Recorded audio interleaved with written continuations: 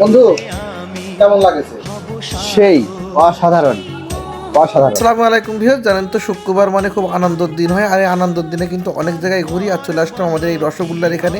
আর এই রসগোল্লার এখানে এসে দেখলাম এখানে যা মিষ্টির যা আইটেম, অনেক সুন্দর সুন্দর কিন্তু মিষ্টির আইটেম করেছে। এবং এই মিষ্টির এই আইটেমগুলো কিন্তু সাধারণত আমি ফার্স্ট দেখলাম, আমার চোখে কিন্তু এখনও পড়িনি এইসব মিষ্টি।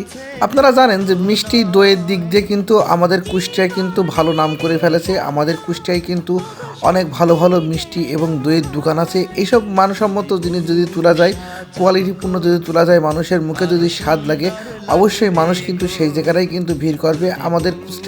আমাদের কুষ্টিয়াতে কিন্তু আরও অনেক দই মিষ্টির দোকান হবে। আমি সাধারণ জনগণের জন্য কিন্তু অনেক ভালো হবে, সব জায়গা থেকে ঘুরে ফিরে কিনতে পারবে।